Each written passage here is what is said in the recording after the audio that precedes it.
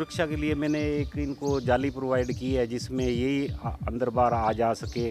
दूसरा पंछी जो कबूतर है, कौवा है, बाज है और घुरसली है, वो इनके बहुत दुश्मन होते हैं। इनके अंडे बच्चे खा जाते हैं या घोंसला ख़राब कर देते हैं।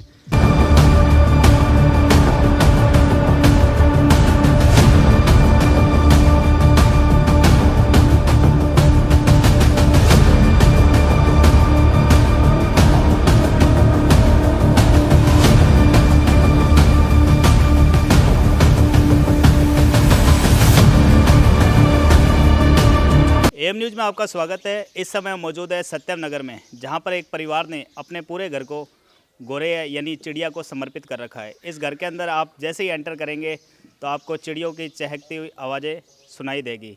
इस घर को वन विभाग द्वारा भी संरक्षित किया गया। आप देख सकते हैं कि घर के बाहर बोर्ड लगा हुआ है राज्य सरकार वन विभाग का। यहाँ पर गोरैया पक्षी के संरक्षण एवं सुरक्षित प्रजनन को बढ़ावा देने का कार्य किया जा रहा है। यहाँ पर डीजे बजाना, पटाखे फोड़ना, तेज़ आवाज़ में हॉर्न बजाना आदि किसी प्रकार का जो शोर शराबा है बिल्कुल वर्जित किया गया है। तो कृपया सहयोग बनाए रखें। शहरवासियों को यही अपील जो है वन विभाग द्वारा यहाँ की गई है। जो परिवार के जो मुख्य सदस्य हैं दीवान चंद जी हमारे साथ मौजूद है और इन्हीं का जो प्रयास है कि आज इस घर में जो चिड़िया है, जो गोरैया है, वो चहक रही है। जी सर, कैसे आपको ये शुरुआत आपने की है? ये शुरुआत सर, मैं पेंशन आने के बाद में, मैं सेना पुलिस से रिटायर हूँ। पेंशन आने के बाद में मैंने अपना घर बनाया तो मेरे पास एक जोड़ा एसी पे आया था। तो एसी को हमने बिल्कुल चलाना बंद कर दिया था और उसकी जगह हमने घोंसले लगा दिए। तो आगे से आगे चिड़िया आती रही, बढ़ती गई, मैंने घोंसले लगाते गए। और इनका सबसे मेन बात रहती है सिक्योरिटी की। सुरक्षा के लिए मैंने एक इनको जाली प्रोवाइड की है जिसमें यही अंदर बाहर आ जा सके। दूसरा पंछी जो कबूतर है, कौवा है, बाज है और घुरसली है, वो इनके बहुत दुश्मन होते हैं। इनके अंडे बच्चे खा जाते हैं या घोंसला ख़राब कर देते हैं। तो एक तो जाली का प्रोटेक्शन इनको दिया है, दूसरे बिल्ली और बढ़ती जा रही है गोरैया, तो 5 प्रजनन करती है ये। और इनका रहना, खाना पीना हम लोग भी देखते हैं, ये भी खेतों में जाती है और वहाँ पे भी ये कीड़े मकोड़े जो जितना इनको होता है वो अपना बच्चे पालती है यहाँ पे। तो मैं सभी को यही प्रयास करूँगा कि ये हाउस पेरो है और ये घरों में हमारे साथ रहना चाहती है। तो आज इसको कोई जगह ही नहीं दे रहा है, कोई घर में किसी के सारे पक्के मकान बन गए। इस वजह से ये सबसे बड़ा इसका कारण है लुप्त होने का। दूसरा कारण इसका ये है कि ये ओपन में जहाँ भी रह रही है तो इसकी उम्र 16 साल है, लेकिन ओपन में जहाँ भी रह रही है तो जहाँ घोंसला बनाती है वो, और जहाँ पे ये रह रही है तो दूसरे पंछी उसका अंडा बच्चा खा जाते हैं। तो ये ज़्यादा जी नहीं पाती है, 3 साल, 4 साल, 5 साल में ख़त्म हो जाती है। दूसरा कारण ख़त्म होने का ये है इनका। और तीसरा है इनका प्रोटीन की वजह से इनको कीड़े मकोड़े आजकल खेतों में ज़्यादा स्प्रे वगैरह होती है तो वो मिलता नहीं है।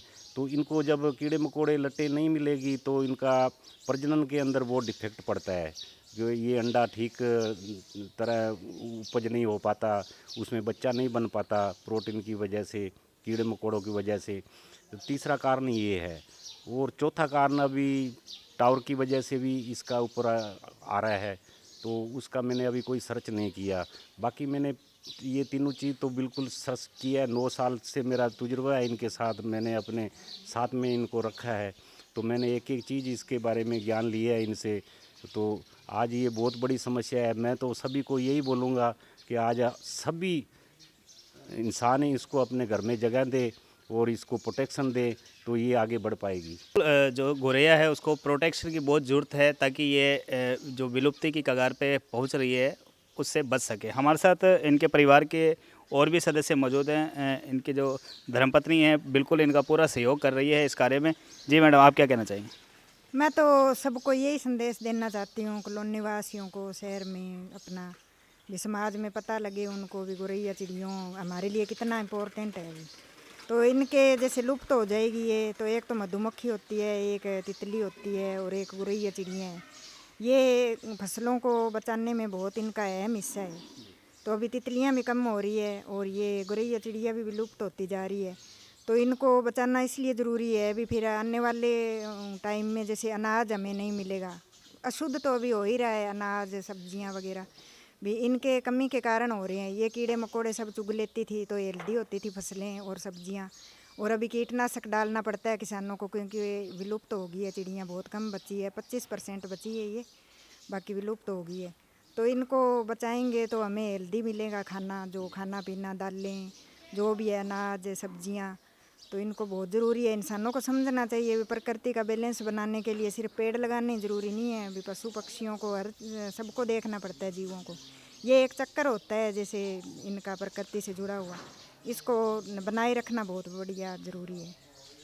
आप ग्रामीण प्रवेश से हैं, आपने बताया कि आप गणेशगढ़ से हैं, तो अक्सर हमने देखा है कि हमारे आंगन में ये चहकती थी। आजकल ये विलुप्त होती जा रही है, दिख नहीं रही है। तो जो नई पीढ़ी है उनको इसके बारे में भी नहीं पता, तो उसके लिए क्या कहना चाहिए? मैं तो यही कहना चाहती हूँ भी जैसे स्कूल